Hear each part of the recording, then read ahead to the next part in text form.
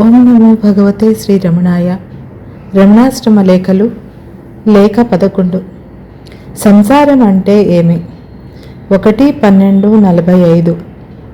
నేను ఇక్కడికి వచ్చిన కొత్తలోనే ఒక దినం మధ్యాహ్నం 3 గంటలకు కొత్తగా వచ్చిన ఆంధ్రులొకరు నడివయస్సు వారు భగవాన్ని సమీపించి, స్వామి, నేను రామనామం నియమంగా ఉదయం 1 గంట, సాయంత్రం 1 గంట జపిస్తుంటే కొంచెం సేపటికి తలుపులు ఒక్కొక్కటిగా బయలుదేరి అంతకంతకు అధికమై ఎప్పటికో మనం చేసే జపం మరిచిపోయామే అని తోస్తుంది.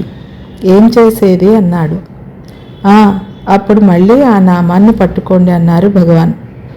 అందరికీ నవ్వు వచ్చింది. పాపం ఆయన ఖిన్నుడై, ఈ అంతరాయాలు రావడానికి కారణం సంసారం కదా, అందువల్ల సంసారం వదిలివేద్దామా అని యోచిస్తున్నా అన్నాడు.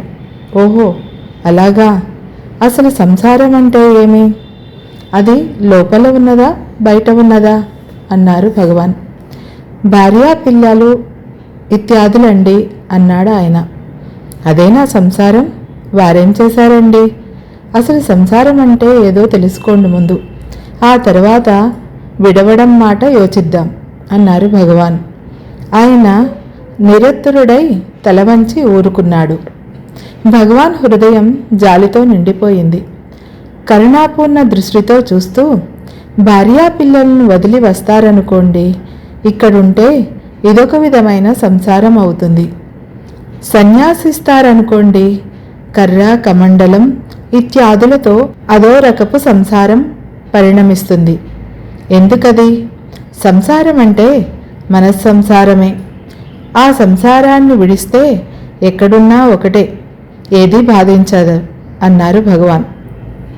పాపం ఆయనకి ఇంచుక ధైర్యం వచ్చి, అదే స్వామి, ఆ మనస్సంసారం ఎలా విడవడం అన్నాడు. అదేనండి, రామనామం జపం చేస్తున్నానన్నారుగా.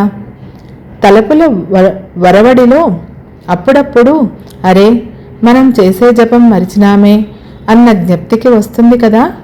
ఆ జ్ఞప్తిని వృద్ధిపరుచుకొని ఆ నామాన్నే పట్టుకుంటూ ఉండండి. క్రమంగా తలుపుల బలం తగ్గుతుంది.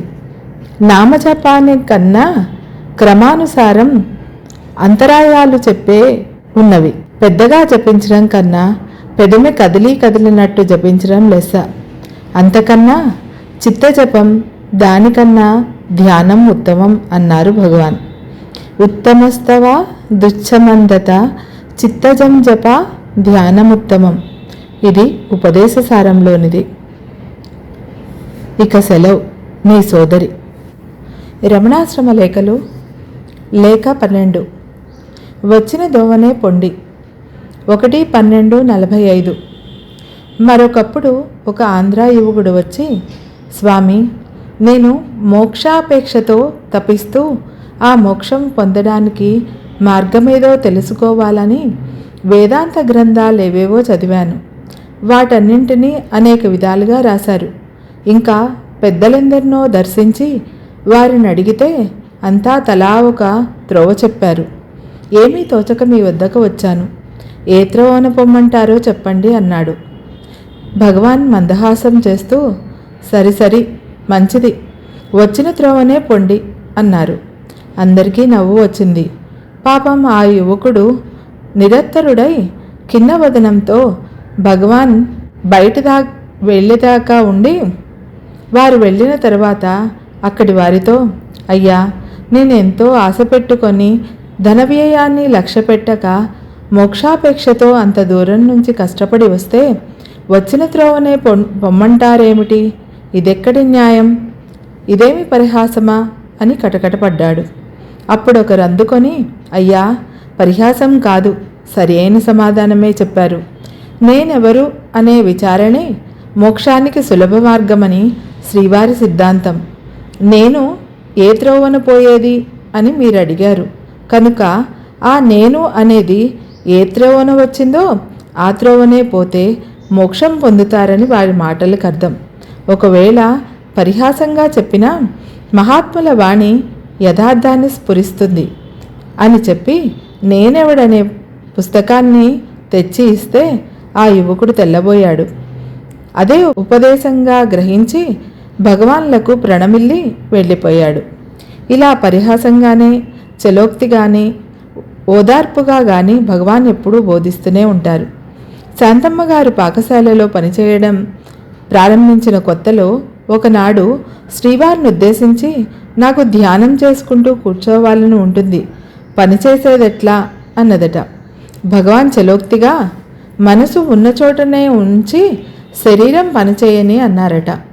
నేనిక్కడ వచ్చిన మొదట్లో మధ్య మధ్య ఇంటి మీద ధ్యాసతో బయలుదేరే ముందు అట్టే జనం లేకుండా చూసి శ్రీవారిని సమీపించి, పోవాలంటే మళ్ళీ ఆ గొడవల్లో పడిపోతానేమో అన్న భయం కలుగుతున్నదే అంటే, అంతా వచ్చి మనలోనే పడుతుంటే మనమెక్కడికి పోయి పడేది అని, ఈ బంధాలింకా వదలలేదే అంటే, వచ్చేది రాని పోయేది పోని నీకేమి అనేవారు భగవాన్.